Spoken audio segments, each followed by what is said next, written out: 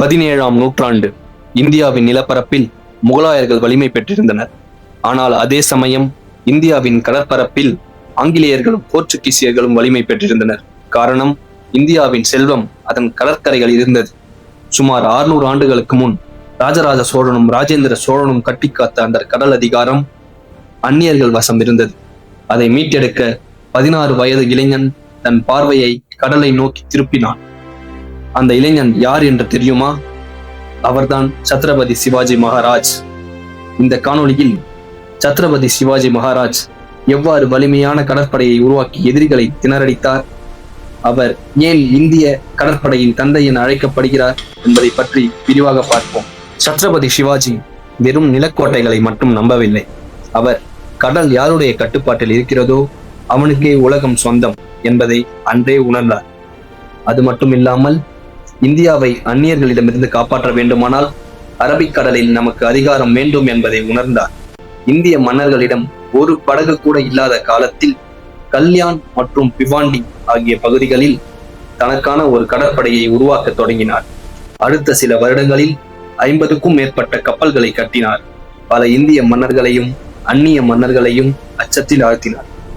குறிப்பாக விஜப்பூர் சுல்தான்கள் மற்றும் அந்நிய சக்திகளான போர்ச்சுகீசியர்கள், ஆங்கிலேயர்கள், டச்சுக்காரர்கள் என அனைவரும் இந்தியாவின் கடற்கரையை ஆக்கிரமிக்க முயன்ற போது அவர்களுக்கு சிம்ம சொப்பனமாக விளங்கியது சிவாஜியின் கடற்படை. சிவாஜியின் கப்பல் கட்டும் கலை மற்றும் உள்நாட்டு தொழில்நுட்பம் பற்றி காண்போம். அக்காலத்தில் ஐரோப்பியர்களின் கப்பல்கள் மிகப்பெரிய மற்றும் பீரங்கிகள் நிறைந்தவை.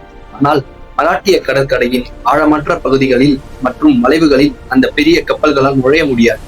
இதை சாதகமாக பயன்படுத்திக் கொண்ட சிவாஜி சிறிய மற்றும் அதிவேக கப்பல்களை உருவாக்கினார். சிவாஜியின் கடற்படையில் சுமார் 400க்கும் அதிகமான கப்பல்கள் இருந்ததாக கூறப்படுகிறது. அவற்றில் முக்கியமானவை குராப், கல்லிவட், பால் மற்றும் மச்வா. குராப் இது ஒரு மிகப்பெரிய போர்க்கப்பல். இதில் 2 அல்லது 3 பாய்மரங்கள் இருக்கும். இதன் முன்பகுதியில் கனரக பீரங்கிகள் பொருத்தப்பட்டிருக்கும். இது சுமார் 300 டன் வரை எடை இருக்கும். அடுத்ததாக கல்லிவட்.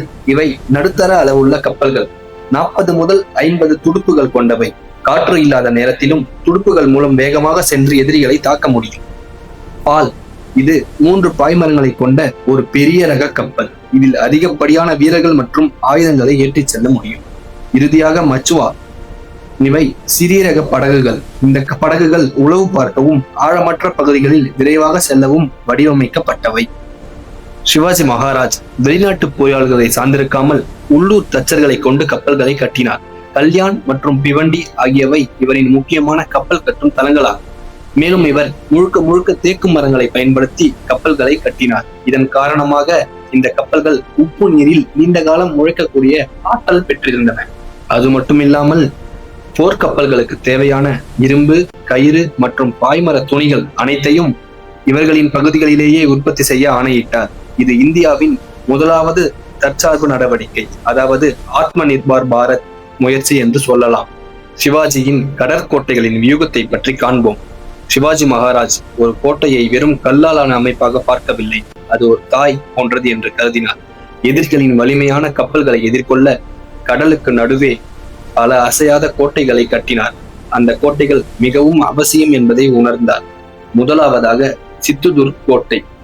இக்கோட்டை கடலில் ஒரு அதிசயம் என்று அழைக்கப்படுகிறது. இது சிவாஜியின் கனவு திட்டமாகும். 1664 மாலவன் கடற்கரையில் ஒரு சிறிய தீவில் இதை கட்டினார். இக்கோட்டை கடல் அலைகளின் வேகத்தை தாங்குவதற்காக அடித்தளத்தில் உருகிய ஈயத்தை ஊற்றி கட்டப்பட்டது. மேலும் எதிரி கப்பல்கள் கோட்டையை நெருங்க முடியாதபடி கடலுக்கு அடியில் பாறைகள் நிறைந்த பகுதியில் இது கட்டப்பட்டது. அடுத்ததாக விஜய்துர்க். இது கிழக்கின் ஜிப்ரால்டர் என்று அழைக்கப்படுகிறது. 3 பக்கமும் நீரால் சூழப்பட்ட இக்கோட்டை மராட்டிய கடற்படையின் முக்கிய தளமாக விளங்கியது. கடலுக்கு அடியில் 20 அடி ஆழத்தில் 200 மீட்டர் நீளத்திற்கு ஒரு கல் சுவரை மராட்டியர்கள் கட்டியிருந்தனர். இதன் விளைவு மராட்டியர்களின் சிறிய கப்பல் இதன் மேலாக செல்லும். ஆனால் பெரிய ஐரோப்பிய கப்பல்கள் இந்த சுவரில் மோதி விபத்துக்குள்ளாகும். இது ஒரு மிகச்சிறந்த தற்காப்பு உத்தியாக பார்க்கப்பட்டது. அடுத்ததாக கந்தேரி மற்றும் அண்டேரி. மும்பைக்கு அருகில் உள்ள இந்த தீவு கோட்டைகள் ஆங்கிலேயர்களின் கடல் வணிகத்தை கண்காணிக்கவும் அவர்கள் தரைப்பகுதிகளில் நுழைவதை தடுக்கவும் பயன்படுத்தப்பட்டன. ஆங்கிலேயர்கள் எவ்வளவோ முயன்றும் இந்த கோட்டைகளை அவர்களால் கைப்பற்ற முடியவில்லை. இந்த கோட்டைகளின் வியூகம் என்ன என்பதை பற்றி பார்ப்போம். சரக்கு கிடங்கு. போர்க்காலங்களில் ஆயுதங்கள் மற்றும் உணவை சேமித்து வைக்க இந்த கோட்டைகள் பயன்பட்டன. இரண்டாவதாக கண்காணிப்பு.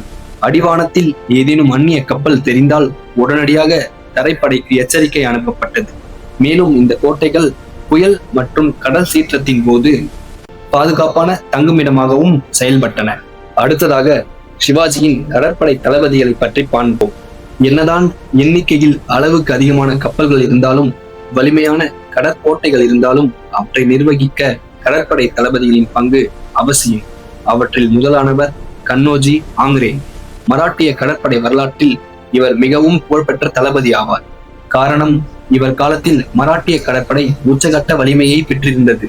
ஆங்கிலேய, போர்ச்சுகீசிய மற்றும் டச்சு கடற்படைகளால் இவரை ஒரு முறை கூட தோற்கடிக்க முடியவில்லை. மேலும் மும்பை அருகே ஆங்கிலேயர்களின் கப்பல்களை சிறைபிடித்து அவர்களை பணிய வைப்பதில் இவர் வல்லவர். மேலும் இன்றும் இந்திய கடற்படையின் ஒரு பிரிவிற்கு இவரது பெயர் சூட்டப்பட்டுள்ளது. அடுத்ததாக மாயக் பண்டாரி. சிவாஜி மகாராஜின் ஆரம்ப கால கடற்படை தளபதிகளில் இவர் ஒருவர். கந்தேரி போர். ஆங்கிலேயர்கள் காந்தேரி தீவை கைப்பற்ற முயன்ற போது மிக குறைந்த வீரர்களை கொண்டு அவர்களை தடுத்து நிறுத்திய பெருமை இவருக்கு உண்டு. கடற்படை சமூகத்தை சேர்ந்த இவருக்கு கடலின் நுணுக்கங்கள் அத்தனையும் அத்துபடி. அடுத்ததாக லாய் பாட்டில். ஜாஞ்சிரா கோட்டையை முற்றுகையிடும் போது தனது அபார வீரத்தை வெளிப்படுத்தியவர். கடலில் நீந்தியே சென்று எதிரிகளின் கோட்டைக்குள் ஊடுருவும் திறன் கொண்டவர். இவருக்கு சர் பாட்டில் என்ற பட்டத்தை வழங்கி சிவாஜி கௌரவித்தார். இந்த தளபதிகள் கடலில் வெறும் போர் வீரர்களாக செயல்படவில்லை, கடல் அறிவியலை நன்கு அறிந்திருந்தனர். காற்று வீசும் திசை, கடலோர பாறைகளின் மறைவிடங்கள் மற்றும் அலைகளின் வேகம் ஆகியவற்றை பயன்படுத்தி எதிரிகளை நிலைகுலைய செய்தனர். இவர்கள் காலத்தில் மராட்டிய கடற்படை சந்தித்த முக்கிய போர்களையும் அடைந்த சாதனைகளையும் பற்றி காண்போம். சிவாஜியின் கடற்படை பலமுறை அந்நிய சக்திகளுடன் மோதி வெற்றி பெற்றுள்ளது. கந்தேரி மற்றும் அண்டேரி போர் 1679 ஆண்டு. இது மராட்டியர்களுக்கும் ஆங்கிலேயர்களுக்கும் நடந்த நேரடி மோதல். ஆங்கிலேயர்களின் பெரிய போர்க்கப்பல்களை மராட்டியர்களின் சிறிய கல்லிவட் கப்பல்கள் சுற்றி வளைத்து தாக்கியதில் ஆங்கிலேயர்கள் பின்வாங்க நேரிட்டது. முழுமையாக தோற்று ஓடினார். இது சிவாஜியின் மிகப்பெரிய கடற்படை போராக கருதப்படுகிறது. அடுத்ததாக பார்சிலூக் தாக்குதல். 1665 சிவாஜி தனது கடற்படை மூலம் கடல் வழியாக சென்று கர்நாடக கடற்கரையில் இருந்த பார்சிலூர் மீது மின்னல் வேக தாக்குதல் நடத்தி பெரும் செல்வத்தை கைப்பற்றினார்.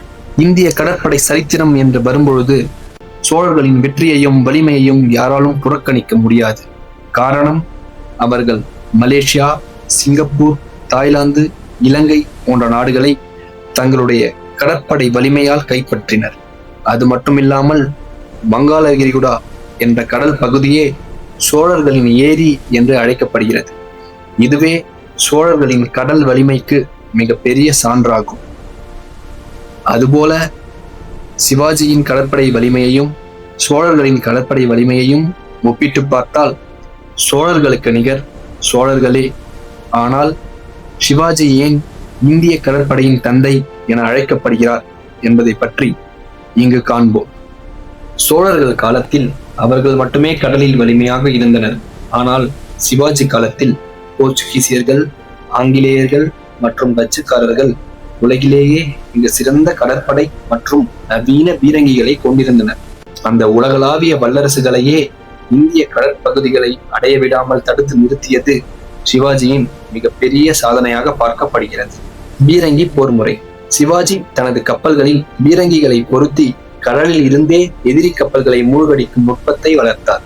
உள்நாட்டிலேயே வெடிமருந்துகளையும் பீரங்கி குண்டுகளையும் தயாரித்தார். இதுவே அதாவது நவீன ஐரோப்பியர்களுக்கு சவால் விடுத்தது மற்றும் நவீன பீரங்கி மற்றும் வெடிமருந்து போர் முறை. இந்த இரண்டு காரணங்களுமே பின்னாளில் சத்ரபதி சிவாஜி இந்தியாவின் கடற்படை தந்தை என அழைக்கப்படுவதற்கு காரணமாக அமைகிறது. சிவாஜியின் கடற்படை ஏன் சிறந்தது? காரணம், அவர் மிக குறைந்த வசதிகளுடன் நவீன ஆயுதங்கள் கொண்ட உலக வல்லரசுகளை எதிர்த்து நின்று இந்தியாவின் கடல் இறையாண்மையை நிலைநாட்டினார். சிவாஜி இந்தியாவின் கடற்கரையை அந்நியர்களிடமிருந்து மீட்டெடுத்த கடற்படை புரட்சியாளர். சிவாஜி மகாராஜின் கடற்படை அறிவு என்பது வெறும் போர் வெற்றி மட்டுமல்ல, அது இந்தியாவின் சுயமரியாதை மற்றும் இறையாண்மையின் அடையாளம். முகலாயர்களும் பிற மன்னர்களும் தரைப்படையிலேயே கவனம் செலுத்திய போது கடலே எதிர்காலம் என்பதை உணர்ந்த முதல் தீர்க்கதரிசி அவரே. இன்றும் இந்திய கடற்படை அவரை தனது முன்னோடியாக கருதுகிறது. 2022ஆம் ஆண்டில் இந்திய கடற்படை அறிமுகப்படுத்திய புதிய கொடியில் உள்ள எண்கோண வடிவம் சத்ரபதி சிவாஜி மகாராஜின் அரச முத்திரையை அடிப்படையாக கொண்டது. இது அடிமைத்தனத்தின் அடையாளங்களை நீக்கி நமது சொந்த பெருமையை மீட்டெடுப்பதை குறிக்கிறது. சத்ரபதி சிவாஜி மகாராஜின் இந்த வீரம் செறிந்த வரலாறு இன்று வரை ஒவ்வொரு இந்தியனுக்கும் பெருமை சேர்ப்பதாக உள்ளது. மேலும் இதே போன்ற வீரம் செறிந்த வரலாறுகளை தெரிந்து கொள்ள நமது சேனலை பின்தொடருங்கள். ஜெய்ஹிந்த்.